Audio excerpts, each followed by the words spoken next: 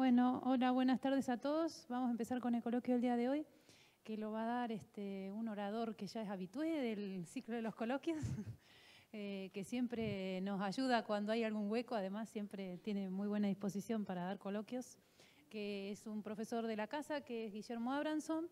Y bueno, nos va a contar en el coloquio que se llama Sombras en el Cielo algunos detalles del próximo eclipse que va a ocurrir en Argentina en las próximas semanas. Así que le agradecemos al Churi que nos hable de este tema. Y bueno, muchas gracias a todos por venir. Bueno, muchas gracias Janina, muchas gracias a todos por acercarse.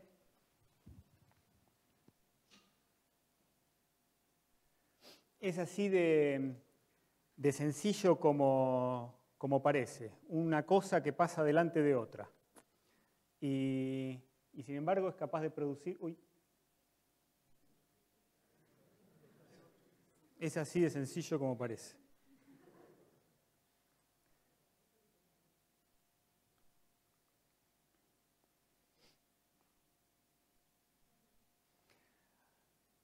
Una cosa que pasa delante de otra y produce algunos de los fenómenos más hermosos y sorprendentes del mundo natural. Estos son los más impresionantes, los eclipses totales del Sol y de la Luna, y este año tenemos la suerte de tener a ambos en la Argentina. Así que hoy vamos a hablar de eclipses, vamos a hablar de estos eclipses totales del Sol y de la Luna, y también de sus hermanos menores, los pequeños pero encantadores tránsitos y ocultaciones. Pero vamos a empezar por los fascinantes eclipses. Los eclipses de luna ocurren durante las lunas llenas, cuando la Tierra se interpone entre la Luna y el Sol, de manera que la sombra de la Tierra cae sobre la Luna y ésta deja de brillar con la luz reflejada del Sol. Cuando ocurre un eclipse de luna durante una luna llena, toda la gente que está del lado nocturno de la Tierra, apuntando hacia donde está la Luna, puede disfrutar del eclipse de luna. Los eclipses de Sol se producen durante las lunas nuevas, cuando la Luna se interpone entre el Sol y la Tierra, y la sombra de la Luna, en este caso, es la que llega a la superficie de la Tierra. Fíjense que como la Luna es más chiquita que la Tierra, así que la sombra de la Luna es más chiquita que la sombra de la Tierra, apenas alcanza a rozar la superficie de la Tierra, así que solo la gente que está parada en el pedacito de la superficie de la Tierra donde toca la sombra de la Luna disfruta del eclipse total de Sol.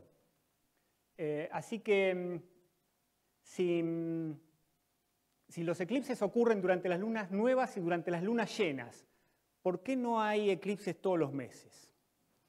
Bueno, es una excelente pregunta y la razón es la geometría de la órbita de la Luna. Imagínense, acá hay que hacer un esfuerzo un poco de imaginación geométrica, imagínense el plano de la órbita de la Tierra, imagínense un plano horizontal como está dibujado ahí, y el plano de la órbita de la Luna.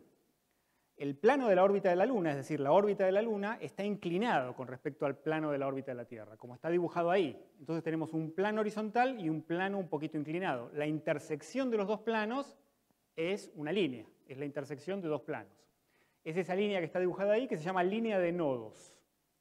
Claramente el Sol está en el plano de la órbita de la Tierra, porque está en el centro de la órbita de la Tierra, en el foco de la órbita de la Tierra. Así que los eclipses solo se pueden producir cuando la Luna está en la línea de nodos.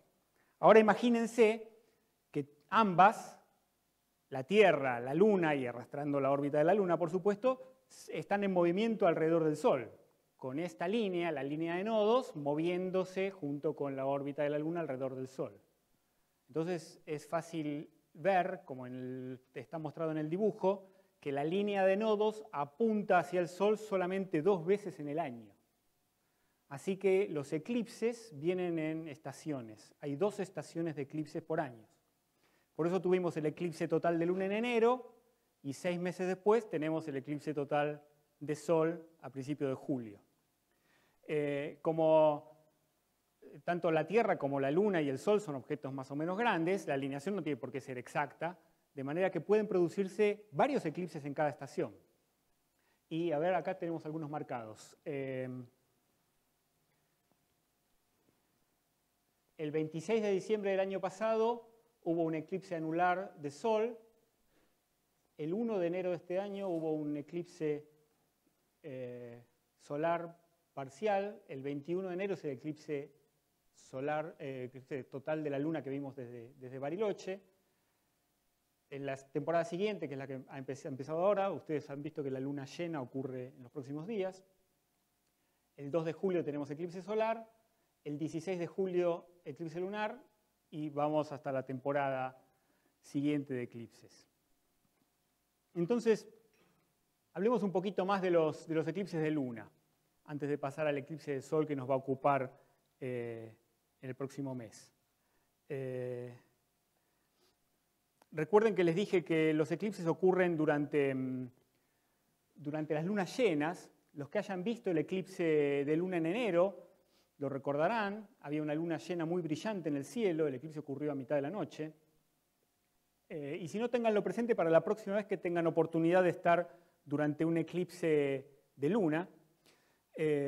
Antes de que empiece el eclipse tenemos entonces una luna llena, muy brillante, y a medida que la luna empieza a meterse dentro de la sombra de la Tierra, vemos oscurecerse la parte que está metida dentro de la sombra de la Tierra. Cuando estamos en una etapa intermedia del eclipse, como en la foto del medio, algún despistado puede creerse que es una luna creciente, como la de las fases de la luna, el creciente o menguante, pero si miran con atención se van a dar cuenta de que la forma de la línea que separa la parte brillante de la parte oscura de la luna durante el eclipse es distinta de la forma que tiene durante las fases crecientes o menguantes de la luna todos los meses. La razón es que esa línea curva que vemos ahí es el borde de la sombra de la Tierra. El borde de la sombra de la Tierra es más o menos de este tamaño y lo que vemos es una línea curva porque la sombra de la Tierra es redonda. ¿Por qué es redonda la sombra de la Tierra? Porque la Tierra es redonda. Los astrónomos griegos hace 2500 años se dieron cuenta de esto observando los eclipses y concluyeron acertadamente que la Tierra era redonda. 2500 años después hay gente que ha redescubierto que no. En fin.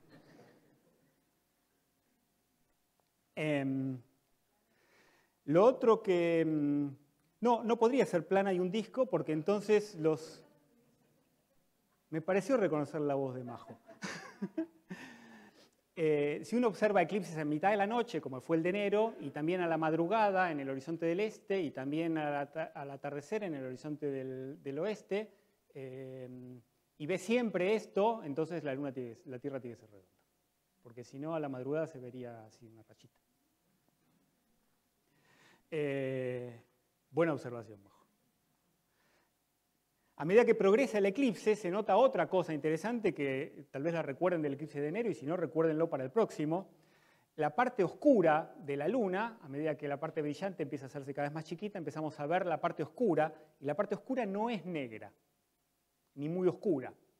¿Por qué no es negra la parte? Está metida dentro de la sombra de la Tierra, así que no recibe nada de luz del Sol. Sin embargo, la vemos brillar, y la vemos brillar con un color rojo característico, una especie de ladrillo oscuro que va cambiando de eclipse en eclipse. ¿Qué es esa luz que hay adentro de la sombra de la Tierra? La explicación es una de las explicaciones más poéticas, la razón de esto es una de las razones más poéticas que hay en la astronomía. Imagínense en el momento del eclipse total, que es la imagen de la derecha, con la Tierra acá en el medio, el Sol del lado de allá. El día de la Tierra, el hemisferio que está iluminado por el Sol, es el que está del lado de allá, y el hemisferio de la Tierra que es de noche, que es el que apunta de la Luna, es el que está del lado de acá. Separando el día de la noche de la Tierra, ¿qué hay? El amanecer y el atardecer. Uno está acostumbrado a pensar en el amanecer y el atardecer como momentos, pero en realidad son lugares. Permanentemente en la esfera de la Tierra hay un círculo de amaneceres y atardeceres que separan el hemisferio iluminado del hemisferio oscuro, del día de la noche. En el momento del eclipse, ese círculo de luz crepuscular está exactamente en el borde de la Tierra, visto desde la Luna, y está pintado del color característico de la luz crepuscular, del color rojo que vemos en el amanecer y en el atardecer. Esa luz roja se produce por la dispersión de la luz en la atmósfera terrestre. Esa luz enrojecida tiñe de rojo el cono de sombra de la Tierra, y este poquito de luz ilumina la Luna, y la Luna refleja un poquito, y eso es lo que vemos durante los eclipses totales de Luna. Vamos a revisar un poquito más la anatomía de estas sombras vistas del costado. Si se la estuvieron imaginando mientras yo la describía, vista de costado uno tendría que ver una cosa así.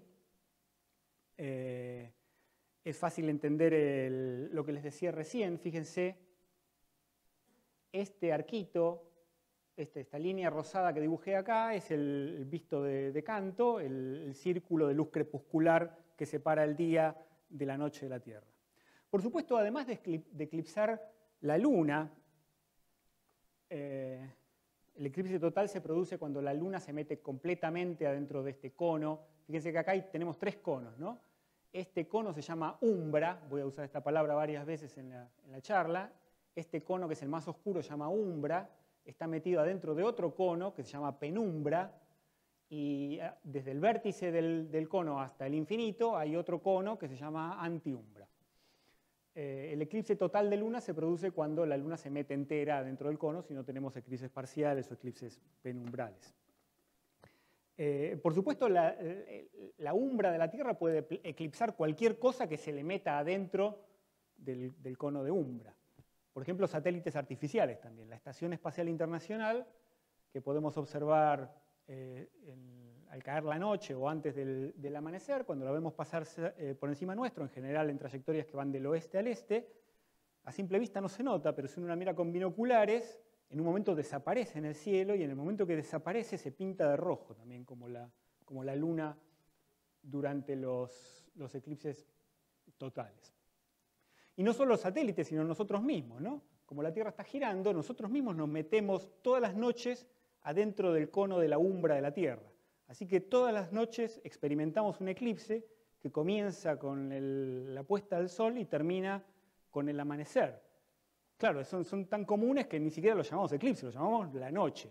Pero estrictamente es un eclipse de sol producido por la Tierra, y si prestamos atención al atardecer o al amanecer es más fácil porque estamos más despiertos, podemos ver el borde curvo de la umbra de la Tierra.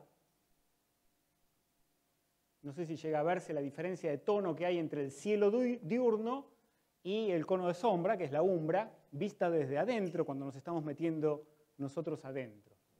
Y rodeando la umbra se ve esta luz rosada, que se llama prosaicamente arco anticrepuscular, pero más elegantemente también se llama cinturón de Venus. Es esta luz rosada, es un arco que define el borde de la umbra, separando la umbra del cielo diurno, que es de color celeste. Esta luz rosada es la que pinta de rojo los eclipses totales de Luna.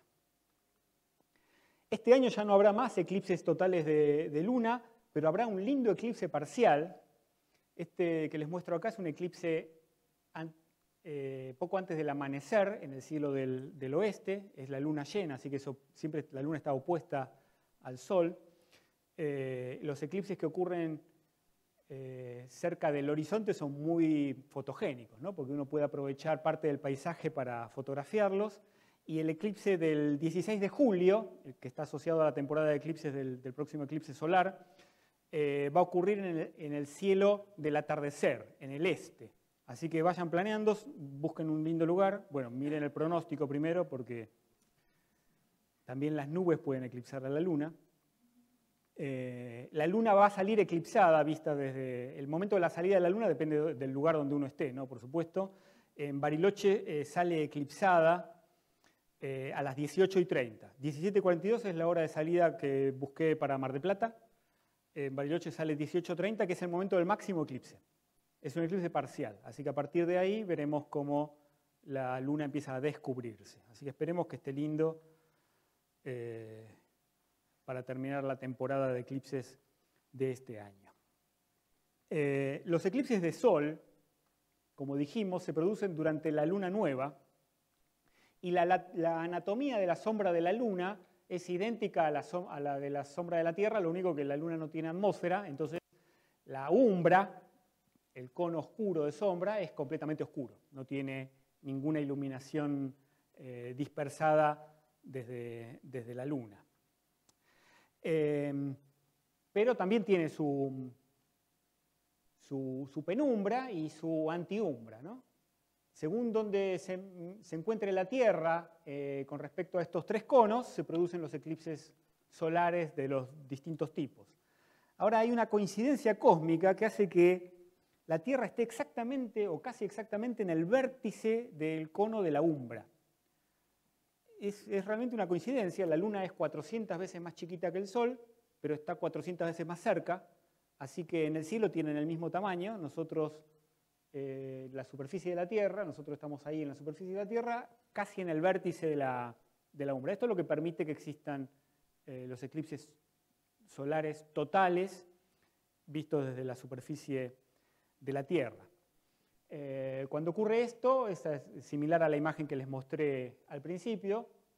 La gente que está parada en ese punto ve el eclipse total y la gente que está afuera, la mayor parte de la gente del planeta, ve un eclipse parcial. Esto ocurre en todos los eclipses totales.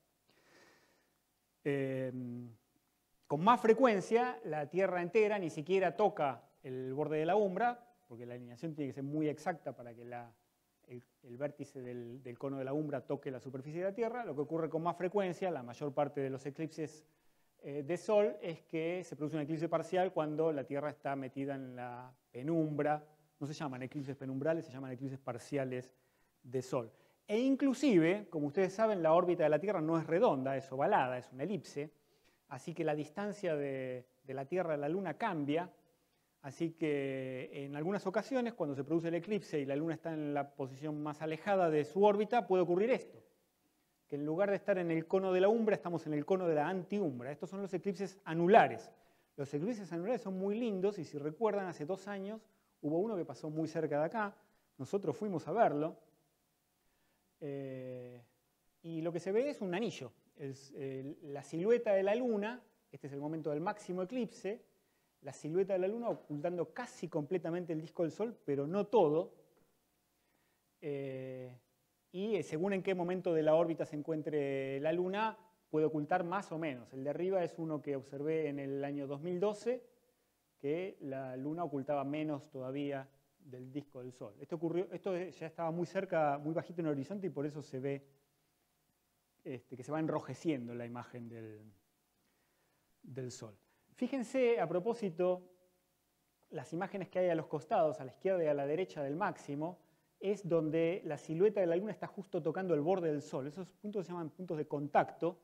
Este es el segundo contacto y este es el tercer contacto. Vamos a hablar un poco más de estos contactos en un ratito. Pero aprovecho para mostrarles que el relieve de la Luna, que tiene montañas y valles como la Tierra, produce un efecto ahí de una línea entrecortada, un arco cortado del borde del Sol. Esto fue para mí fue una sorpresa, no esperaba que fuera tan evidente verlo a simple vista. En el momento que se produce el eclipse, esto dura una fracción de segundo, ¿no? Porque el contacto ocurre en un instante, así que un momento antes la Luna todavía no se metió dentro del Sol, después se produce el contacto y después la Luna está toda adentro. El momento del contacto, uno ve a simple vista este desarmarse del borde del Sol. Es una de las cosas más impresionantes del eclipse. Ténganlo en cuenta cuando tengan la oportunidad de ver un eclipse anular o total de Sol. En algunos planetas, por supuesto los eclipses no ocurren solo en la Tierra, en algunos planetas lo único que hay son eclipses anulares, como el que les mostré recién, lo único que es como este que está de Phobos ocultando parte del disco del Sol visto por uno de los robots desde Marte. Phobos es mucho más chiquito, así que ni siquiera es redondo. Fíjense qué encantadora la silueta del satélite pasando por delante del disco del Sol. Eclipses totales hay en otros planetas, los vemos de lejos en Júpiter, porque Júpiter no tiene una superficie donde podamos mandar robots a posarse, pero vemos la umbra de sus satélites. Júpiter tiene 4 satélites bien grandes y bien cerquita del planeta, así que vemos la umbra de los satélites oscureciendo las capas superiores de la atmósfera de Júpiter, que es prácticamente todo lo que tiene, ¿no? Es pura atmósfera, y lo vemos así desde afuera. Esta es Europa, si no recuerdo mal, y esta es la sombra de Europa, ambos transitando delante del disco de Júpiter, y tengo uno que es una peliculita, porque como tiene 4 satélites de estos grandes, a veces ocurren varios simultáneos. Fíjense qué maravilla. A ver si me acuerdo cuál es cuál. Ah, y esto tendría que ser una película. ¿Por qué no pasa? Ah, ¿pasó? ¿Y por qué yo no lo veo pasar?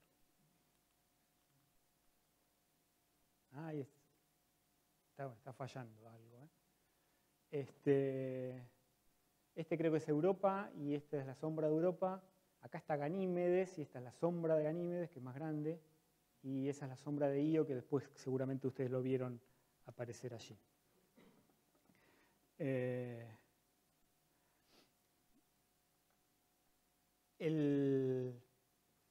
Los satélites también los vemos esconderse detrás del planeta y esconderse dentro de la sombra de Júpiter y emerger de la sombra de Júpiter. El registro cuidadoso de los tiempos a los cuales ocurren estos eventos, los momentos en que los satélites de Júpiter se meten detrás del planeta y emergen detrás del planeta, o se meten en la sombra o emergen de la sombra, jugaron un rol importante en el estudio de la astronomía, porque antes del invento del cronómetro náutico en el siglo XVIII, eran el único método preciso de determinar la longitud en alta mar. Era necesario que estuviera despejado y que Júpiter estuviera visible, pero era la única manera de determinar la longitud en alta mar, hasta que se pudo hacer con un cronómetro, lo cual revolucionó la navegación a fines del siglo XVIII, el invento de Harrison, probablemente algunos de ustedes lo conozcan. Y la otra cosa que nos dieron, el registro del tiempo en el cual ocurren estos mini eclipses, fue que Ole Romer por primera vez logró medir con razonable exactitud la velocidad de la luz, basándose en los tiempos a los cuales ocurrían estos mini eclipses en el planeta Júpiter. Los eclipses de Sol que ocurren en la Tierra también los podemos ver desde afuera, desde nuestros satélites. Ahí se ve el punto bien oscuro del eclipse del 2017 en Estados Unidos. La gente que está parada, a medida que ese punto oscuro se mueve sobre la superficie de la Tierra, la gente que está parada ahí es la gente que ve el eclipse total. Fíjense que no sé si se llega a distinguir un grado de oscurecimiento parcial donde parte del Sol está eclipsado y el resto del planeta está con pleno Sol. Así que visto así, visto desde afuera, un eclipse total de Sol en la Tierra, uno se da cuenta de que para poder observar un eclipse total de Sol tiene que ocurrir una de las siguientes 3 cosas. Tener mucha suerte y que el eclipse pase por encima de donde uno está, o bueno, a la larga le pasará, pero para la cual hay que vivir mucho tiempo, o la mejor solución de todas, que es viajar. Es decir, si uno quiere ver un eclipse total de Sol, hay que ir al eclipse total de Sol. Uno no puede quedarse esperando. Y por suerte, los próximos 2 eclipses totales de Sol ocurren muy cerca nuestro. El próximo es el eclipse de 2 de julio que les anticipó Janina, que cruza Argentina y Chile a la altura de las provincias de San Juan, La Rioja, el norte de San Luis, Córdoba, el sur de Santa Fe y termina en el centro de la provincia de Buenos Aires. Y este es el del 2 de julio próximo. Y el siguiente eclipse solar total también cruza Chile y la Argentina, mucho más cerca nuestro. Es el 14 de diciembre del año que viene. Cruza la Patagonia Norte, desde Junín de los Andes, Piedra del Águila, después desierto, hasta las grutas. Así que hay lugares para elegir para dónde ir. Pero si pueden ir al de este año, vayan al de este año. Si tienen un primo, una tía que vive en San Juan, empiecen a llamarlo por teléfono, todavía están a tiempo de irse unos días. El eclipse ocurre un día, es el 2 de julio, así que pueden ir un día antes y volver un día después del eclipse. Les quiero mostrar un poco sobre el eclipse. El eclipse ocurre en pleno invierno, de manera que de todos los lugares de la Argentina que cruza, hay que elegir con cuidado los que tengan mejores chances de que el cielo esté despejado. El mejor lugar definitivamente, cuanto más al oeste es mejor, no solo porque el clima es más seco en invierno y hay más chances de que no esté nublado, sino porque cuanto más al oeste estamos, más alto está el sol sobre el horizonte, es más fácil de verlo, que no nos obstruyan las pocas nubes que pueda haber. Definitivamente el mejor lugar es San Juan. Este es un diagrama de las probabilidades de que esté nublado a lo largo de la línea del máximo del eclipse, de la línea central de esa franja. A propósito, cuando estábamos hablando antes de empezar la charla, hablábamos del tamaño de la franja donde el eclipse es total. Hay que meterse adentro de estas franjas. La franja de este año mide como 200 kilómetros de ancho y la franja del año que viene mide como 100 kilómetros de ancho. Es más angostita, pero está más cerca. Por supuesto, si uno va al borde de la franja, el eclipse dura un segundo. El eclipse es más largo en el centro de la franja. Entonces, este gráfico que les mostraba acá muestra la probabilidad de que esté nublado en el centro de la franja, a lo largo del centro de la franja. ¿Cuál es el mejor lugar? Bella Vista, que es un pueblito de nada, al norte de San Juan. A 180 kilómetros al norte de San Juan, es a donde voy a ir yo a ver el eclipse, y los invito a que todos los que quieran que vengan también. Va a haber eventos en la ciudad de San Juan el domingo 30 y el lunes 1. Yo esta misma charla la voy a dar en San Juan el domingo. Y después hay eventos el día del eclipse, el 2 de julio en Bella Vista, y también en otras ciudades, por supuesto, porque estas son probabilidades de que esté nublado, pero capaz que está lindo hasta Chascomús y se puede ver el eclipse. Fíjense, el eclipse termina ahí justo al sur de la capital federal. Desde Ezeiza, por ejemplo, se tendría que poder ver el eclipse si estuviera despejado y libre el horizonte.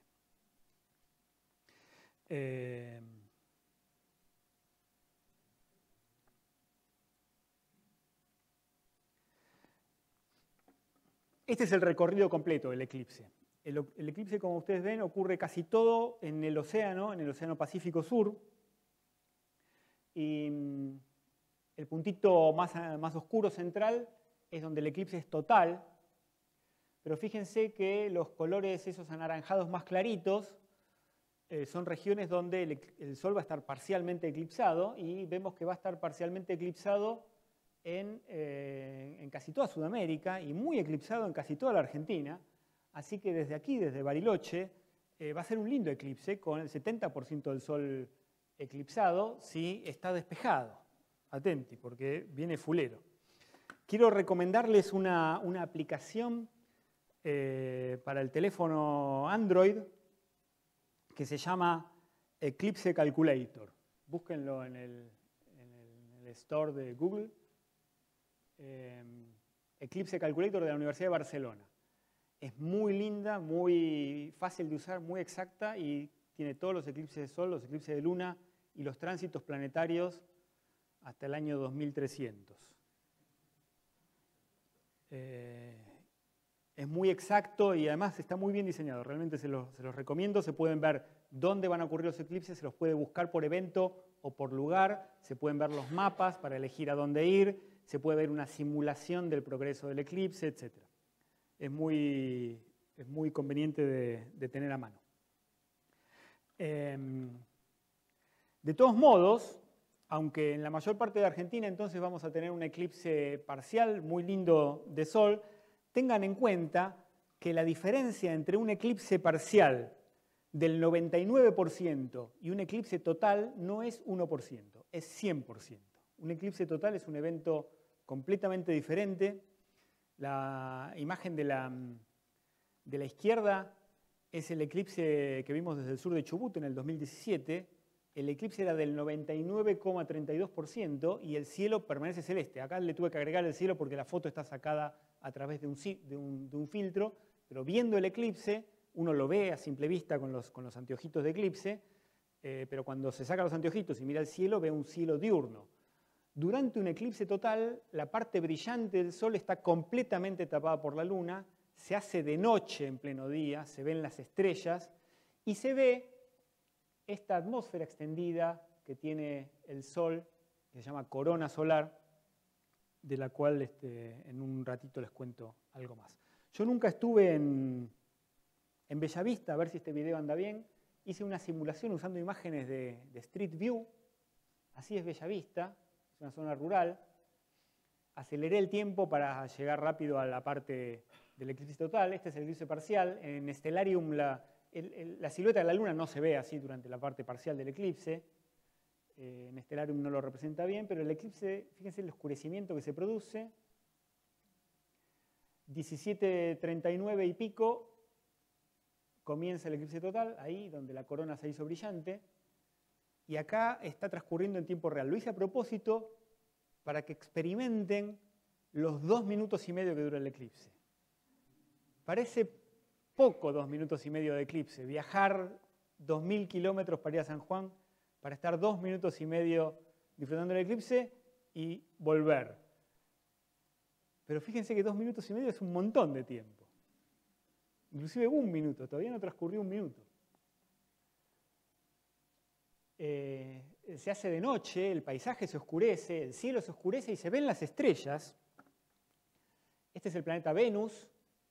Acá está Castor y Pollux, las estrellas brillantes de la constelación de Géminis, que es donde se encuentra el Sol en este momento. Esta es Betelgeuse y acá está todo el resto de Orión.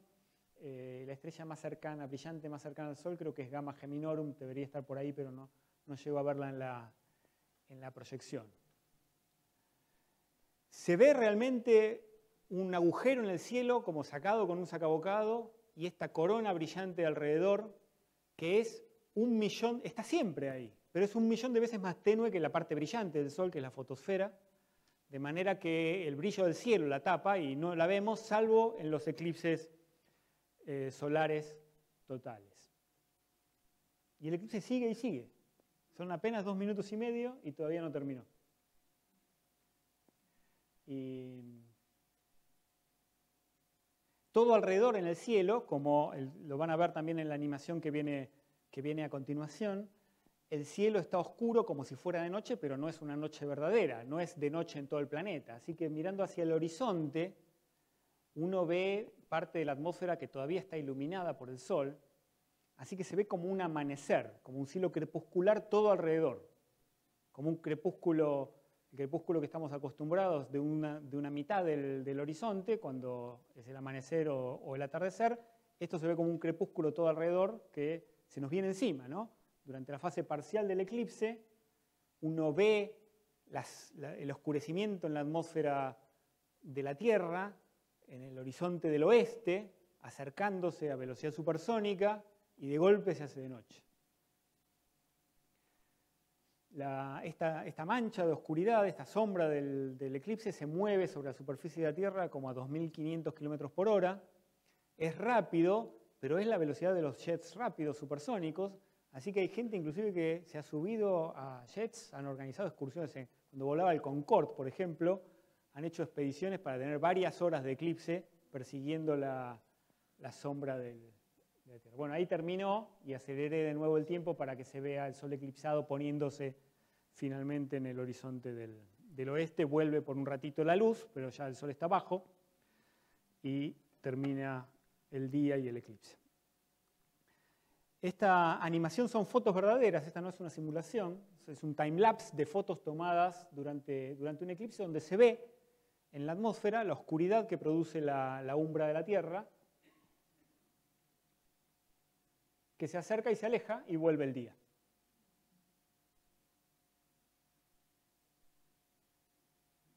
Es una cosa muy impresionante. Quiero decirles algo más sobre qué observar en los eclipses de Sol, a qué prestar atención. Bueno, como les dije, hay unos instantes de todos los eclipses que se llaman contactos, son los contactos entre los bordes del Sol y de la Luna, que se llaman limbos. en cualquier eclipse pasa esto, ¿no? No interesa que sean la luna y el sol. Por ejemplo, cuando se pone el sol al atardecer, el primer contacto es cuando vemos la parte de abajo desaparecer detrás del horizonte, y el segundo contacto es cuando desaparece el sol entero, en esos pseudoeclipses que llamamos noche. Pero en los eclipses, en el eclipse del sol, por ejemplo, uno ve un primer contacto donde empieza a taparse el sol, después un segundo contacto donde la luna está por completo tapando el sol, después hay un tercer contacto donde empieza a despegarse, y un cuarto contacto cuando los dos limbos son externos, ¿no? Esto, durante siglos era importantísimo registrar con precisión el tiempo de estos contactos, porque servían para medir con mucha exactitud la órbita de la Luna, ¿no? Cosa que ya no necesitamos hacer, pero durante mucho tiempo era importante medirlos con exactitud. Hoy en día hay que medir otras cosas en otro tipo de eclipses, este tipo de contactos en otro tipo de eclipses también con precisión. En un ratito les cuento más sobre esto. Fíjense lo que ocurre cerca del segundo y el tercer contacto, que es cuando el Sol está a punto de cubrirse por completo o de empezar a descubrirse. Este es el tercer contacto, pero en el segundo contacto ocurre lo mismo de manera invertida. Justo antes de que desaparezca la parte brillante del Sol y empiece a verse la corona, que es la parte menos brillante, se ve una superficie roja que tiene el Sol que se llama la cromósfera del Sol, que está por encima de la fotosfera.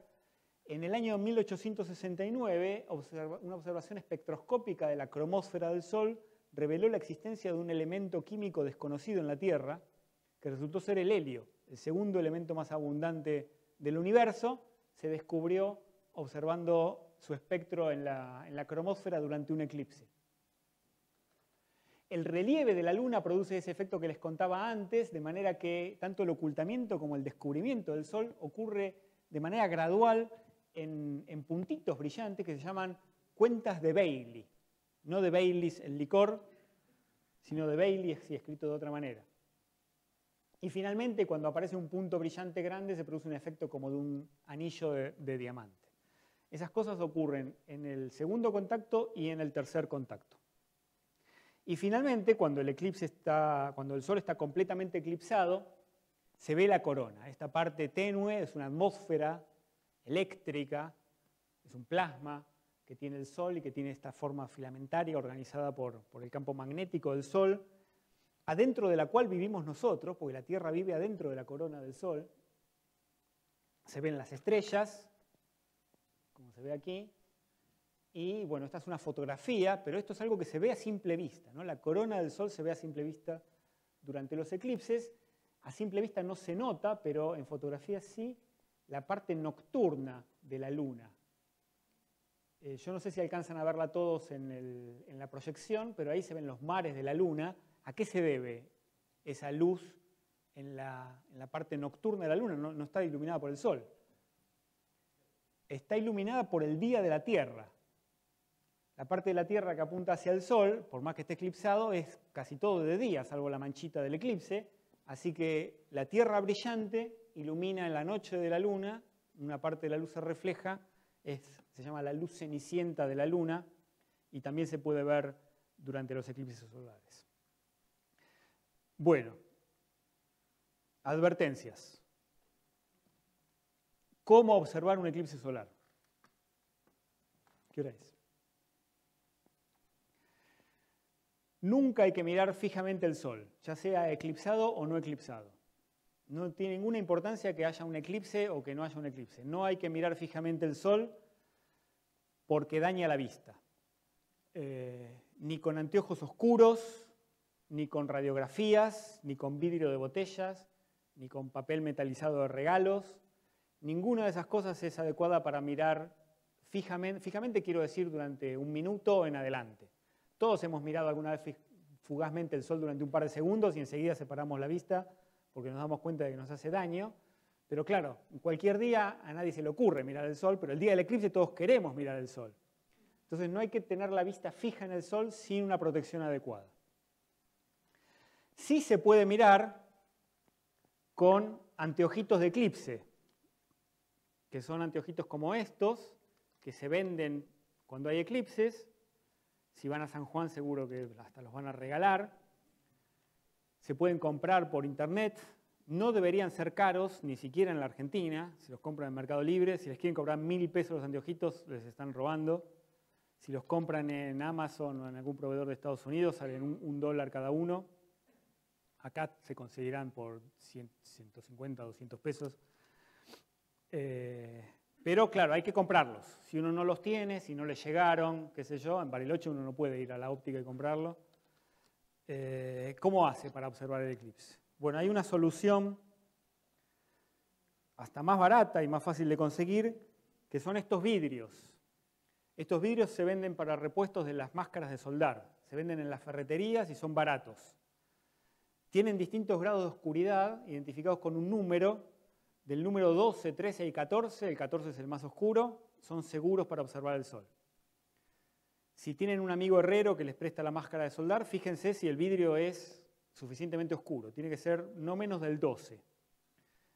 Hay gente que el del 12 mira el sol y le resulta demasiado brillante, bueno, cómprense el 13. Pero hay gente que el 13 le resulta demasiado oscuro, cómprense el 12. Pero no menos del 12.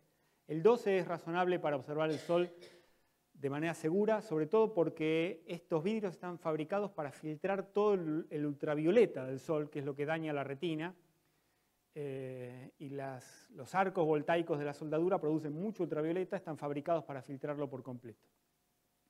Cuando uno mira a través de esto adentro de la ferretería no ve nada, pero tengan la certeza de que les va a servir para ver el eclipse con comodidad. Y son baratos, pueden comprar uno para cada miembro de la familia.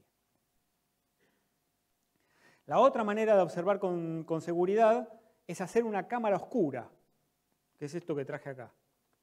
Una cámara oscura se fabrica con una caja de cualquier producto, más grande, más chica que esta.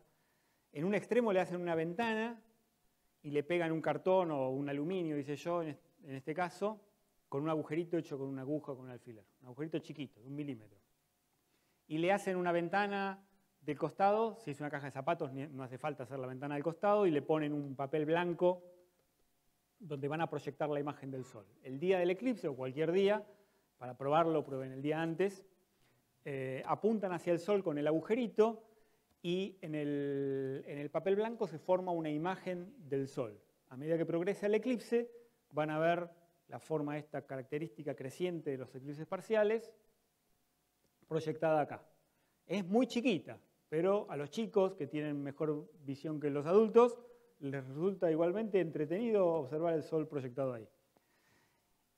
Y si no tienen ninguna caja o se olvidaron de fabricar la cámara oscura, abren la alacena de la heladera y buscan un colador o una espumadera y hacen la sombra de la espumadera en el piso, si ponen un papel blanco mejor para que se vea mejor, y en la sombra de cada agujerito, si lo hacen un día cualquiera van a ver un redondelito, pero no es el redondelito del agujero, es una imagen del sol, a esta distancia más o menos, a 1 metro de distancia. El día del eclipse, cada uno de esos redondelitos toma la forma del sol eclipsado. Es muy impresionante, inclusive ustedes se imaginan que no se necesita hacerlo con una espumadera o con un colador, hasta la vegetación de un árbol sobre la pared de una casa puede producir el mismo efecto y se ven encantadores eclipsitos multiplicados por cada uno de los agujeritos que haya en la vegetación. Un tejido, una bufanda tejida, uno la extiende así y se ven muchísimos eclipses en la sombra. Más indicaciones. Nunca observar el sol con binoculares o telescopio. Yo les dije, si uno mira un par de segundos el sol no pasa nada, pero si uno mira un par de segundos el sol con binoculares o con un telescopio, les destruye el ojo. No lo pueden usar nunca más. Así que eso no lo hagan. La única manera de observar el sol durante un eclipse con binoculares o con un telescopio es tener un filtro adecuado. ¿Cuál es un filtro adecuado? Bueno, si no saben cuál es un filtro adecuado, el filtro no es adecuado. Yo estaba tentado de traer algún telescopio acá para mostrarles, pero no quería hacerlos caer en la tentación de usar un pequeño telescopio para observar el eclipse. Si tienen un filtro adecuado, que compraron en un negocio de astronomía y es un filtro que tapa totalmente la entrada del sol, pueden usarlo porque seguramente va a funcionar. La otra manera de usar un telescopio o binoculares, tampoco quise traerlo para no tentarlos, es proyectar la imagen del sol. Es decir, no mirar por el ocular, sino la luz que sale del ocular, proyectarla en una pantalla, en el piso, poner un papel blanco, una cosa así. Eso es seguro. Seguramente los que tengan un telescopio habrán visto que en la tapa del telescopio hay una segunda tapa más chiquita. Eso es justamente para usarlo para la observación del Sol. En lugar de sacar la tapa entera, saquen la tapa más chiquita, de manera que no entre tanta luz en el telescopio, porque si entra mucha luz en el telescopio se puede romper por el calor concentrado del Sol, ya sea el espejo secundario o el ocular. Nunca pongan el ojo cerca del ocular cuando están haciendo esto, apunten mirando desde afuera, con la sombra se puede hacer, y se puede proyectar con seguridad una imagen del Sol en un papel blanco con un telescopio pequeño. Se ve mucho más grande que con una cámara oscura. Es una cosa linda de hacer. Durante la totalidad, cuando se ve la corona, hay que sacarse los anteojitos. Si uno se queda mirando el Sol totalmente eclipsado, en San Juan o el año que viene en Piedra del Águila. Si uno se queda con el vidrio así, durante el eclipse total no va a ver nada. Durante el eclipse total hay que sacarse los anteojitos, quedarse ese minuto y pico disfrutando de la corona del Sol, y cuando vuelve el eclipse parcial, de la fase final del eclipse, volver a ponerse la protección. Bueno, suficiente de instrucciones de precaución. Cuando les mostré la anatomía de las sombras de los cuerpos celestes, cuando terminemos, si quieren acercarse a ver cómo son estas cosas, nos quedamos un rato charlando sobre los distintos métodos seguros de observar el eclipse solar. Cuando les mostraba estos diagramas de la anatomía de las sombras, uno se da cuenta de que el tamaño de la umbra, del cono oscuro de la umbra, depende del tamaño del planeta y de su distancia al Sol. Entonces uno se pregunta, con todos los planetas que hay en el sistema solar, ¿cómo serán las umbras de los distintos planetas? ¿Cuál será la más grande, por ejemplo? ¿Cuál será la más chiquita? Como depende de las dos cosas, no es fácil darse cuenta, así que tuve que calcularlas, y son estas la distancia, la altura del cono, digamos, y resultó, por supuesto, que la de Mercurio es la más chiquita. Las unidades ahí son unidades astronómicas, que es la distancia que hay. Este es el tamaño de la órbita y el tamaño de la umbra. La unidad de todos estos números es la unidad astronómica, que es el tamaño de la órbita de la Tierra. La más chiquita es la de Mercurio, pero la más grande no es la de Júpiter, que es el planeta más grande. Fíjense que Saturno, que es un poquito más chico que Júpiter, pero que está bastante más lejos que Júpiter del Sol, tiene una umbra bastante más larga. Son gigantescas, ¿eh? Fíjense que la de Júpiter esto debe ser como 80 millones de kilómetros. Y los 4 planetas gigantes tienen umbras muy grandes, hasta la de Neptuno, que tiene más de 150 millones de kilómetros, más de una unidad astronómica de longitud, se extiende la umbra de Neptuno en el espacio profundo. De todas maneras, ninguna de ellas alcanza a la órbita del planeta siguiente, así que por lo menos en nuestro sistema solar no se pueden producir eclipses solares entre planetas, lo cual estaría buenísimo, pero en nuestro sistema solar no ocurre. En otros sistemas solares tal vez sí ocurra. En nuestro sistema solar, a lo sumo, lo que ocurre es esto, que un planeta se pueda meter en la antiumbra de otro. En ese caso se produce, ¿se acuerdan que les mostré?, un eclipse anular del Sol. Como el disco de la silueta del planeta que eclipsa el Sol es muy chiquito, no se lo llama eclipse anular, se llaman tránsitos. Desde la Tierra podemos ver tránsitos de Mercurio y de Venus, que son los planetas interiores a la órbita de la Tierra. Los tránsitos de Venus son muy raros, se producen cada 120 y pico años y en grupos de 2 separados por 8 años. Es decir, se produce uno, 8 años después se produce otro, y después 120 y pico años después otro grupo de 2. En el siglo XX no ocurrió ninguno. Los del siglo XXI ya ocurrieron, fueron en 2004 y en 2012. Yo tuve la suerte de poder ver el del 2012, donde saqué estas fotos, y se ve con toda claridad el planeta Venus como si fuera una mancha solar gigante transitando durante horas delante del disco del Sol. Hubo una época en que los tránsitos de Venus fueron cruciales para medir una de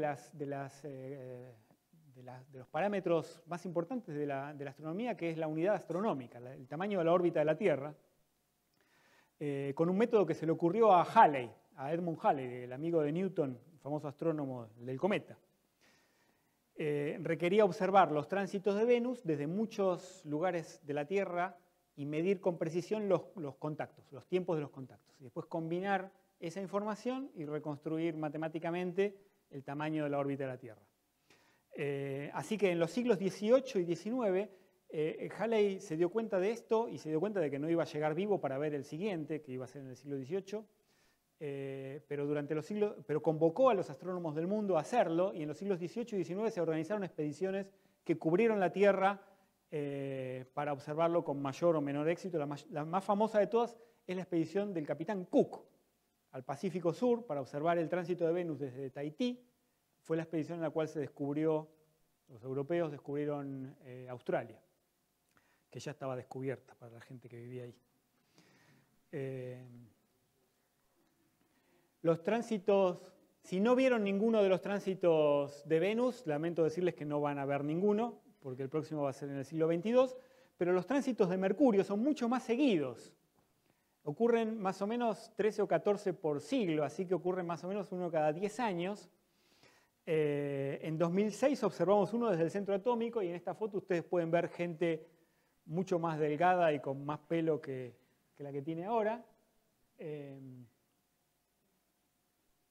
Esta es una foto de ese tránsito. Mercurio es mucho más chiquito, es difícil de verlo a simple vista durante el tránsito, pero con el telescopio, como se veía ahí, ese es uno de los filtros seguros, un filtro que cubre totalmente la entrada de luz del telescopio.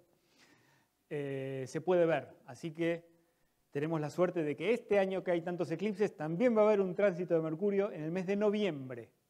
Así que vamos a organizar su observación aquí en el centro atómico. El 11 de noviembre de 2019, durante buena parte de la mañana, vamos a montar los telescopios para ver el tránsito de Mercurio.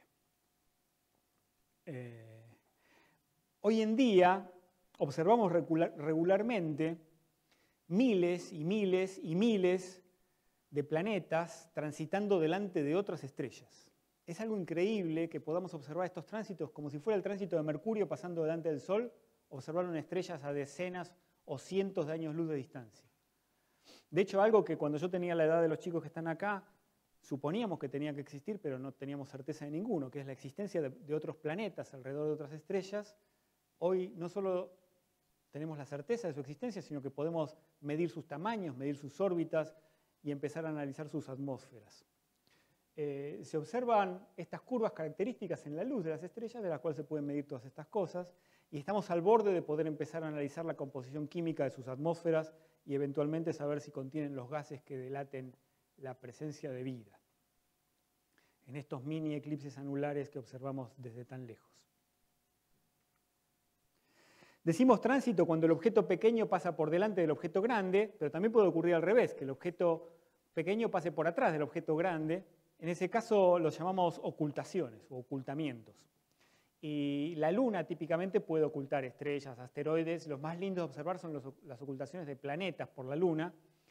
Y este año supereclíptico, la Luna oculta a Saturno 14 veces. Algunos ya ocurrieron. Para nosotros la más interesante de todas es la que ocurre la semana que viene. La Luna oculta a Saturno la semana que viene, el día martes, algunos minutos después de las 11 de la noche. Lamentablemente estamos en medio de una tormenta, no sé si lo vamos a poder observar, pero hay una más para ver. Así, son encantadores de ver a través de binoculares o un telescopio. Así se ve Saturno como si fuera una puesta de Saturno o una salida de Saturno detrás del borde de la Luna. En la historia de la astronomía, estas ocultaciones de la Luna, ocultaciones de otros objetos por la Luna, han sido particularmente importantes. Así descubrimos que la Luna no tenía atmósfera. Cuando oculta una estrella, la luz de la estrella no sufre ninguna extinción por la atmósfera hasta que se mete detrás del limbo de la Luna. Pero la desaparición de una estrella detrás de la Luna no es súbita, y esto nos permite medir el tamaño de las estrellas. Casi todas las estrellas de las cuales sabemos su tamaño, por haberlo medido, se han producido por ocultaciones detrás de la Luna. Hay muy pocas estrellas que están suficientemente cerca como para poder medirlos por métodos ópticos.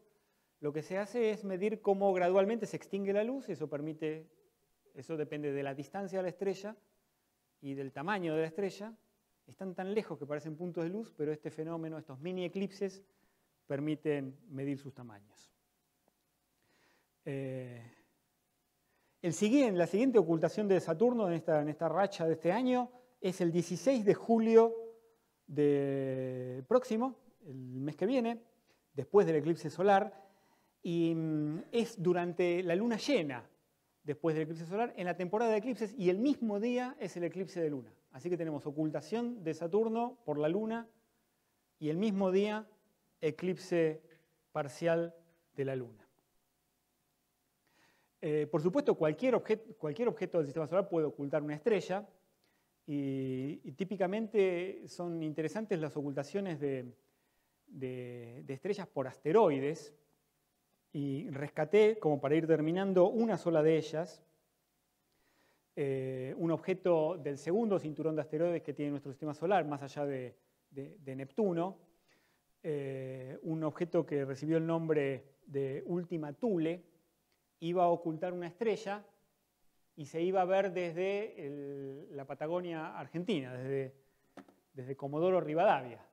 Este era el trayecto de la sombra, como el trayecto de la sombra que les mostré de los eclipses de Sol. Bueno, esto es un eclipse de una estrella lejana producido por una especie de asteroide también lejano. Entonces se puede calcular la trayectoria de su sombra y se puede ver.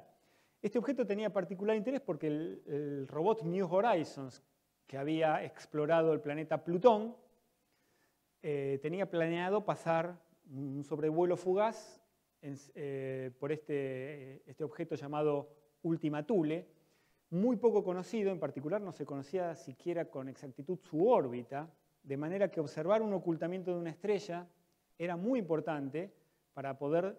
Es muy chiquito, de 500 kilómetros, había que pasar suficientemente cerca para verlo, pero no tan cerca como para chocarse, y había que ver si no tenía anillos o satélites o cosas que pudieran poner en peligro la exploración del robot.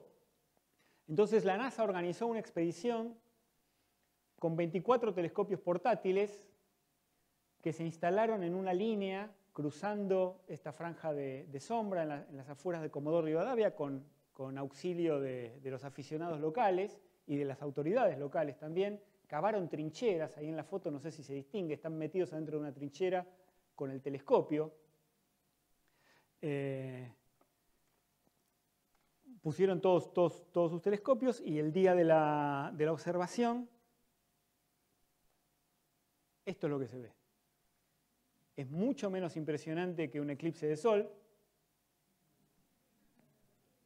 pero es un eclipse total de esa estrella producido por Ultima Thule.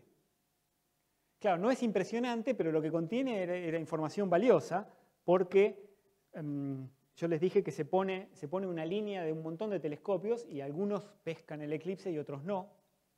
Y a partir del registro del tiempo en el cual la estrella desaparece y vuelve a aparecer, se puede hacer esto y reconstruir la forma que tiene el objeto.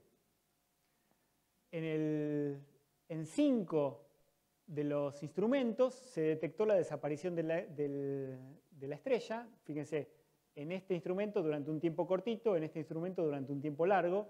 Eso permite ver la sombra del objeto, que representa al objeto aplanado en 2 dimensiones. Fíjense la alegría de uno de los astrónomos que participó al haberlo agarrado en 5, que es un montón, porque eso permite dar una buena idea tanto del tamaño como inclusive de la forma, y resultaba que la forma que más ajustaba a los eclipses, a los 5 eclipses observados, no era un objeto así monolítico, sino algo que tenía como 2 lóbulos. Cuando New Horizons pasó por Ultima Thule, usando estos datos pudieron hacerlo con mucha exactitud y muy cerquita. El 1 de enero de este año resultó que Ultima Thule tenía exactamente la forma que se había previsto. Son realmente 2 lóbulos, son como 2 objetos en contacto. Es el único objeto que se llama binario de contacto que conocemos en el sistema solar. Una cosa rarísima que tuvimos la suerte de conocer el primer día de este año. Bueno, y para terminar, no podemos terminar esta charla sobre sombras sin mencionar la más extraordinaria de todas las que hemos visto este año, que capturó la imaginación de todo el mundo en abril. La primera foto de un agujero negro gigante en el centro de la galaxia M87. La región oscura central en esta imagen no es el agujero negro en sí mismo, como habrán leído, ni siquiera es el horizonte de eventos del agujero negro, sino la sombra, como la sombra durante un eclipse o la silueta durante un eclipse, es la sombra o la silueta que produce el agujero negro delante de todo el material que está en órbita alrededor del agujero negro y que brilla, porque está muy caliente. Y la sombra que ven, la luz de este material brillante, resulta retorcida y enroscada alrededor del agujero negro de acuerdo a las leyes de la relatividad general que 100 años antes había formulado Einstein a principios del siglo XX. Así que, bueno, con esto hemos llegado al final. Gracias nuevamente por venir. Aprovechen los eclipses y acuérdense que si no pueden ir al del 2 de julio en San Juan, el 14 de diciembre del año que viene tenemos uno que pasa mucho más cerquita. Gracias.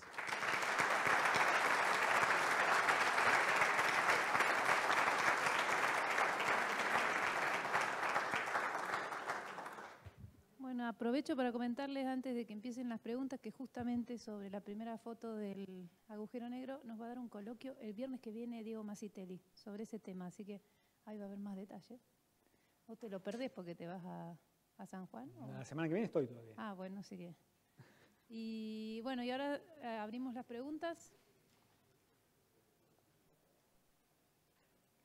Los que quieran acercarse a ver los anteojitos, los vidrios y la cámara oscura, pueden hacerlo también.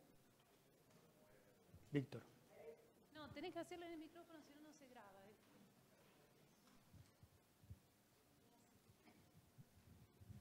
Veía, Chulé, de la animación que habías puesto, que acá Argentina lo agarraba justo al borde, en el límite, el eclipse, o sea, cuando la rotación ya en el final. Eso, ¿cuánto dura en la parte que más dura, por ejemplo, si uno se va de junto en el frente? En la línea central, esa que cruza el Océano Pacífico, la duración máxima de este eclipse es 6 minutos. Es un eclipse bastante largo y vieron que la franja también es ancha, ¿no? Eso se debe a la posición de la Luna en su órbita. ¿Y ahí en San Juan cuánto es? 2 minutos y medio, lo que vieron en mi simulación.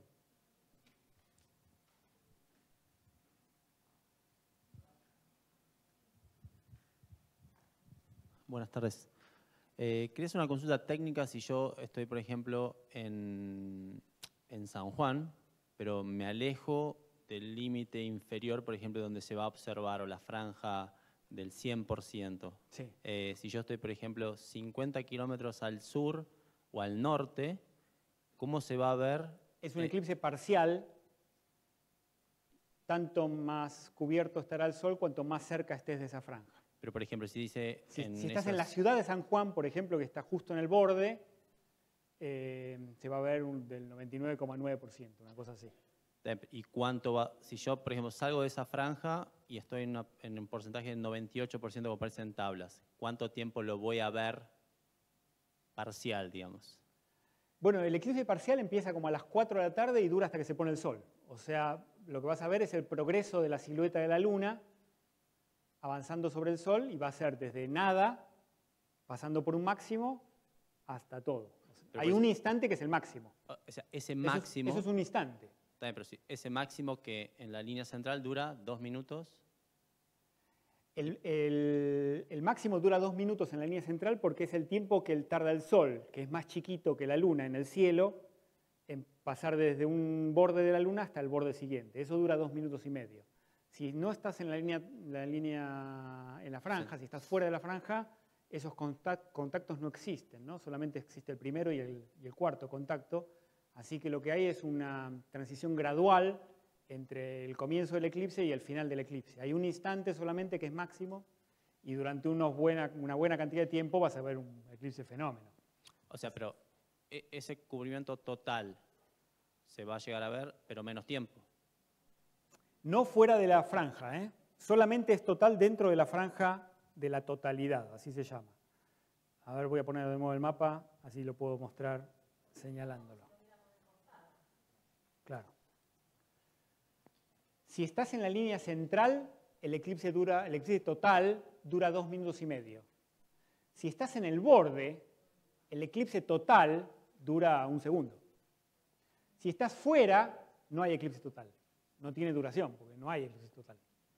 Se ve una cosa finita del Sol y nada más. Después empieza a crecer. Si quieren ver desde cada lugar donde puedan llegar a estar, usen la aplicación esta donde se lo puede simular. Uno puede en el mapa, tiene un mapa como de Google Maps, uno hace un puntito en el lugar donde quieras estar vos y haces la simulación y vas a ver el progreso del eclipse desde el principio hasta el final. Por acá queremos saber si en aquellos lugares que hay auroras boreales o auroras australes se puede ver un eclipse. Sí, por supuesto. De hecho, alguna de las fotos más lindas que he visto de eclipses totales es en las regiones polares, con el paisaje completamente cubierto de nieve y el sol rarísimo, negro, con la aureola de la corona alrededor. Por ejemplo, en el año 2010, el día que se jugaba la final del Mundial en Sudáfrica, se produjo un eclipse solar total que pasó por la Patagonia Austral. Se vio desde la ciudad de Calafate, por ejemplo. Era el 10 de junio, porque el Mundial de Fútbol se hace en junio. 10 de junio. Yo dije, 10 de junio en Calafate seguro que va a estar nublado. Estuvo despejado y las fotos del eclipse en Calafate, búsquenlas en la web. Eclipse solar Calafate, son extraordinarias. El sol estaba mucho más bajito que lo que va a estar en San Juan. En San Juan va a estar a 11 grados de altura. 11 grados es como un puño así. O sea, va a estar bajito en el momento del eclipse total. En el Calafate estaba a 2 grados por encima del horizonte. Así que se ve la cordillera toda nevada, el lago, la ciudad y el sol eclipsado.